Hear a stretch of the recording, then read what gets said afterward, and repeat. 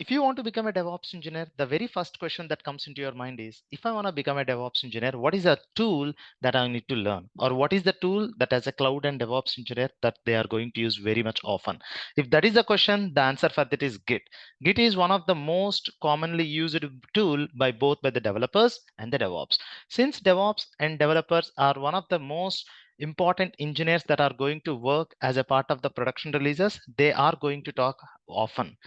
So that also means developers are going to use Git on a day-to-day basis very highly. That also means DevOps engineer should also know how to operate Git, because if you want to have a efficient communication or efficient understanding of any product or any technology that it works, everyone tries to place their product on the top of Git. So it is inevitable.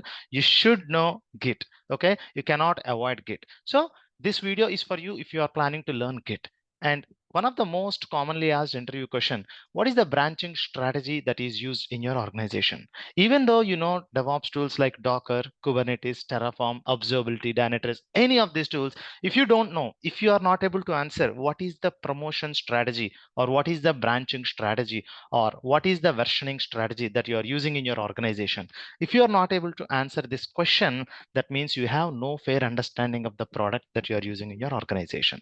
If you want to know how the promotion strategy, or how the release strategy, or how Git works, or what is the branching strategy, or what is the release strategy, or what is the versioning strategy that are being used in your organization, this video is for you. The way how you answer your question determines how fair understanding you have on the top of the project. Okay, I'm going to start you from very basics about Git. Okay, I'm going to tell you what is Git. Okay, Git is also referred as version control system. That is the extent of Git that we are going to start with. Next 6 videos in our channel are going to be completely on the top of Git. By the end of this 5 sessions videos as a part of the series, I'm going to explain you the Git promotion strategy. 95% of the projects are going to use this, and it is one of the most safe and highly regarded project or highly regarded strategy, and one of the most commonly used strategy. Along with that, there are also a couple of other strategies which I'm going to talk about it. And if you want to learn Git, and this playlist is for you. Okay, please ensure you like the channel and like the video and subscribe to the content. So let's get started on it. Why you need Git? The very first question, why you need Git? And why Git is called as a version control system? Let's get started from there. So Git is also referred as a version control system. Why Git is referred as a version control system? Okay, so what do you mean by version control system? Means every time you make some changes on the top of Git, or every time you make some changes on the top of your repository is nothing but a place where you are going to save your code. Each and every change that you are going to make will be recorded. For example, I have added a file or I have edited a file. Every time I make some changes, it is going to be recording on the top of it. And the reason why version control system is highly used, you take 100 organizations, 100 organizations are going to use Git. Okay, without Git, software development and DevOps, nothing is going to work. Okay, so let me tell you one thing. So for example, you have written a script and the name of the script is add.sh. Okay, and this add.sh script is working yesterday at evening 5 o'clock. Okay, yesterday 5 a.m. the script is working, but tomorrow you come and try to run the same script, it is not working. You don't know why it's not working. Based on the error, you can find out what could be the error, but you never know what is the reason, what were the changes that were made. And Git is that much important. And if you want to know why the script is not working, or what were the changes that were made when compared to yesterday 5 a.m. to today, if you want to know that, you should have this place on the top of a Git. For example, this is my batch 57 where our repository is on the top of the Git. And if you come here, okay, every time you make some changes, okay, every time you make some change, the change is referred as commit. Okay, commit is a Git word. Every time you make some changes, those changes are going to be captured. So for example, here there is a change, and what it says, click on this. So what it says is, so there is a value called as Prometheus. Earlier here it says minus. That means the word minus Prometheus line is removed, and instead of that we have added something called as a client library commit on main. So this is being done by a person called as a coding Manoj. Okay, fine. Now there is another change, adding states. Again, something was done by the top of by the same person whose name is coding Manoj. He added something, and that's the reason it shows this. So this means every time you make some changes, a new version is going to be created. That also means whatever the changes that you are going to make on the top of your repository, everything is going to be recorded. That is the advantage of Git. And in organizations or in enterprise, everyone wants to know who is doing what, and at the same time, everyone should have a visibility on what others are doing. And without Git, parallel development is not possible. For example, there is an application called as cart. Okay, there is an application called as cart. Now you would have got a fair understanding of why Git is also referred as a version control system. Every time you make a change, all the changes that you are going to make is going to be captured by the Git. Okay, so for example, there is an application or a repository on GitHub called as cart, and we also have 5 developers whose names are Mike, Stephen. Okay, and all 3 of them belongs to the same team, but we want Mike to be working on one feature, and the name of the feature he is working is feature 001. That means feature 001 is nothing but the name of the feature that he is working. And similarly, we have Steve who is working on feature 002, and we also have someone called as John who is working on feature 003. Okay, now if you are having just one repository, how can you save, how multiple people can develop the code parallelly? That's exactly the use case of Git comes up into picture. Now,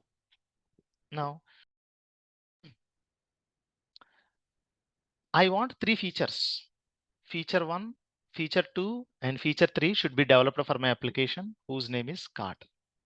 Now, if you just have one repository like this, how 3 people can develop things parallelly? That's where we use something called as branch. Okay, so branch is nothing but a copy of your repository.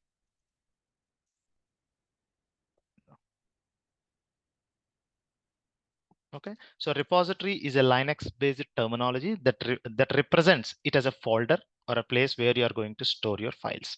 So B57 Cloud DevOps is the current ongoing batch of my DevOps with AWS real-time training. So in that batch, cart is an application. So that cart application is saved on the top of the repository. Okay, fine. Now I want 3 people to work on it parallelly. What are we going to do is we are going to create a branch. What is a branch? Branch is nothing but a copy of a repository. So in every repository you create, that will have main branch, which is a source of truth. That means whenever you're copying something, you should have some source of truth, which is a working copy. Okay, so main is a default branch or a default copy, which is considered as a source of truth. Now, what we are going to do is, so from the main branch, okay, let's assume if you create it as a main branch,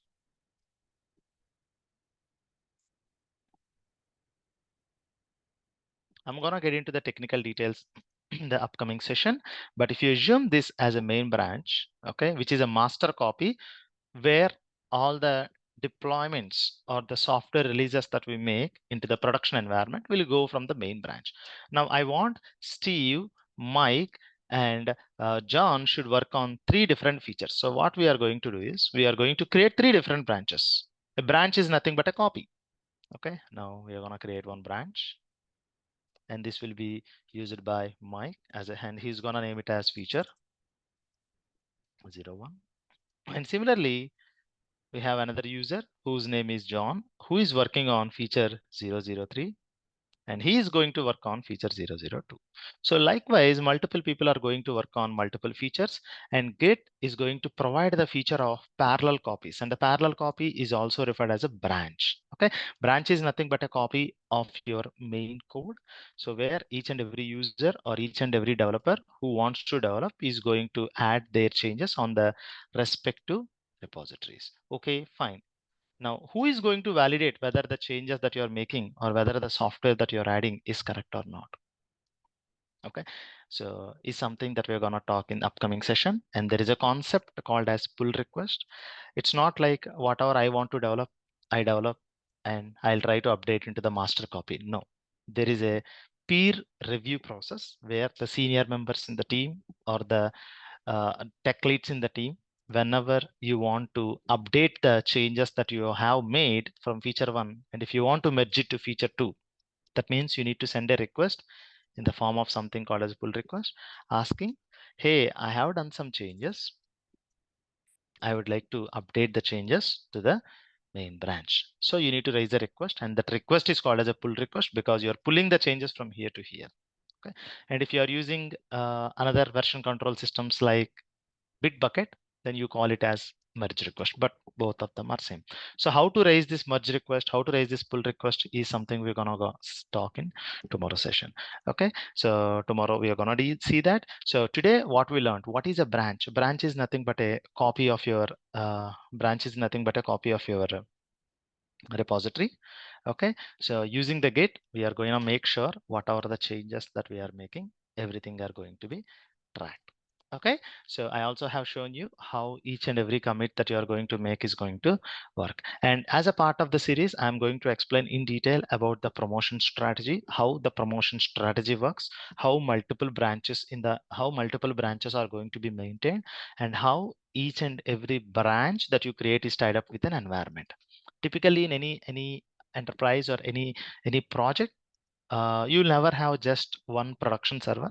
A production server is nothing but a server that is customer facing, or a server which is making money in the organization. Okay, so those servers are something very important, and whenever you want to make any changes on the top of the production server, you will never do them directly.